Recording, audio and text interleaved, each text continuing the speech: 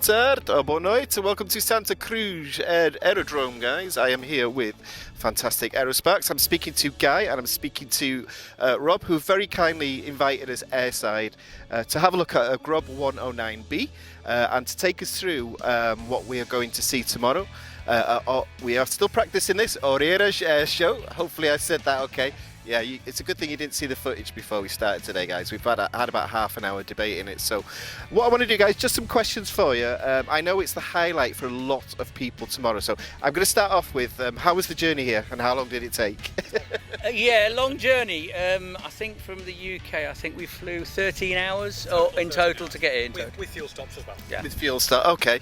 Yeah, so I think a lot of people think that the aircraft get dismantled and then arrive here by truck, but no, you flew all the way here. Okay guys, so I'm going to start off just by asking the type of aircraft that you fly. So just take me through what the aircraft is and why it's such a great type for what you guys do. We fly a Grob 109, yeah, which I believe you flew in the military or in the Air Cadets. I did. If anyone's from the UK and you were in the Cadets, I think it was called the Vigilance. Yeah. So Essentially is a Vigilant. Okay. But the Vigilants were run by the RAF. This is run by the civilian aeroplane. It's optimised for what we do because it's cleared for night flying and it's got super long wings, which means that we can spread the fireworks a long way from wingtip to wingtip, and it's also cleared for graceful aerobatics. yeah. And don't we say we paint the sky with light? Is that what we do? Well, that was going to bring me on to my next question. So why is it such a great platform for what you guys do? I know you guys are the first, and I know you guys are the forerunners of this sort of pyrotechnic display. So I know across Europe a lot of new teams are forming with pyrotechnics at night. So why is it such a great aircraft for that reason? I started the whole genre 12 years ago now with the very first flight with a glider, a pure glider. And I've been through several teams to get to this point here. So this really is a combination of years of training, practicing, trying things. Some work better. And this really is the pinnacle of our achievement after 12 years of work. Amazing. And I know going off the online chats and based on what people watched last year as well, this is going to be the highlight for everybody as well. Okay guys, what I want to do is ask, obviously it's a night display that you guys do, so what's different about displaying at night, apart from the light obviously, but is there any challenges or anything that's sort of a little bit scary displaying at night? Or Well, I think we get a very unique view because a lot of pilots, a lot of viewers actually, imagine us flying at night with pyro in the dark and very close. yeah. So for us it's very unique, but for the spectator we do something that actually not many people get to do. Yeah. And the challenge is really the obvious one. At night, you can't see so much. On top of that, we get kind of a night blindness when we're looking in very bright fireworks. So actually all the subtle lights on the ground, it's quite hard to see.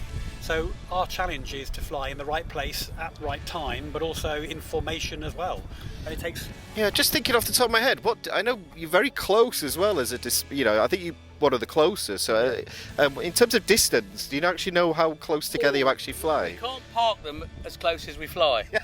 Just to give you an idea, but a good point on that, what Guy just mentioned. We get to see a really unique view, Yeah. but we don't get to see the show. So what we really love is to see the viewers' videos and images after the show, because me and Guy sit afterwards going, that looks really good. So if you've got anybody on yourselves, can please just on social media show us what happened. Yeah.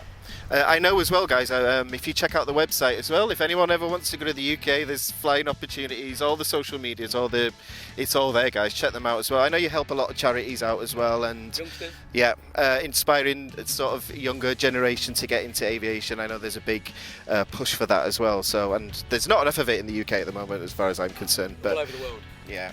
And disabled flying. So Yeah. we're helping with a program actually to get disabled people to have the same experience as anybody else. Amazing. So you talked about worldwide. So what I want to do is, I know you guys have displayed internationally. So just give me an idea of how many countries, even this year, I think. Yeah. It'd be amazing. I mean, even here, it's almost 1,000 miles away from our home base. Yeah. If it's much more than 1,500 miles, then we take the wings off and they both go in one sea container. And then the world's our limit. We can go anywhere in the world within the time it takes for a sea container to get there. So I've displayed in New Zealand. We've done quite a lot in Saudi Arabia, in Dubai, all over Europe. In fact, Saudi Arabia was special because that was the closing ceremony of the Jeddah F1. We've done a world first, didn't we, this year, I believe? In Dubai. Yeah. So we're the first team to display. So we're the first team to display with a drone swarm, and it wasn't just a few hundred; it was 2,000 drones, and that was just amazing. And I know, because I watched the air show live from Poland. I know you guys got some awards this year, so just tell me how what you've been given this year as well.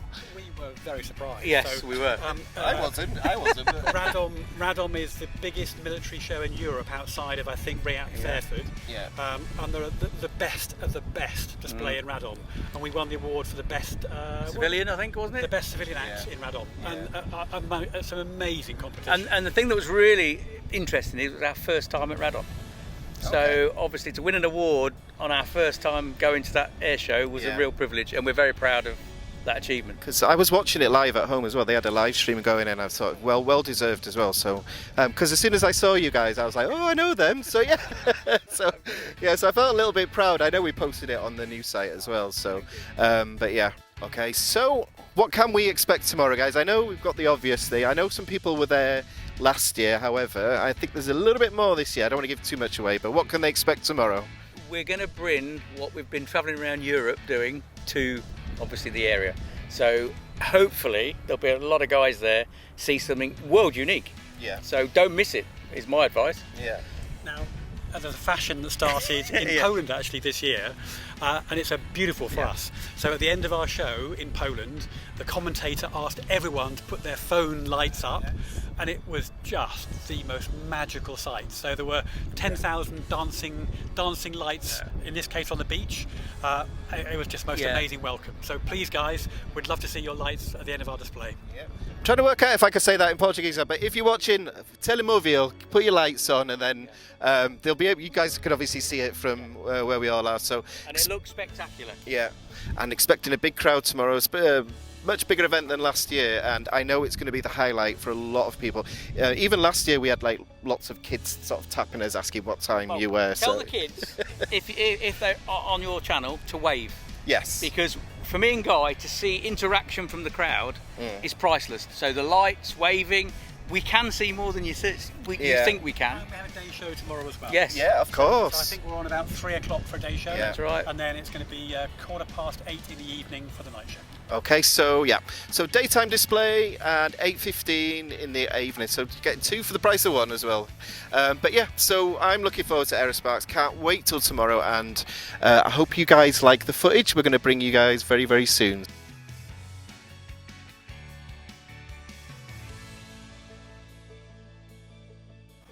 So yeah, guys, not the most flattering angle. However, this is the cockpit of a Grob 109B. Right in front, we've got a nice looking propeller. Obviously, we're not flying at the moment, so I believe the engine's a Grob 2500, capable of up to 95 horsepower.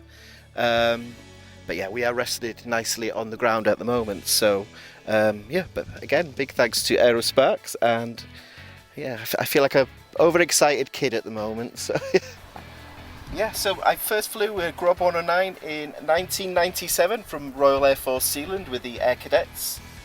So it's been a long time since I've seen one of these. A few more digital gadgets and stuff than I remember in the 90s, but yeah, I'm very grateful to AeroSPARX for this opportunity.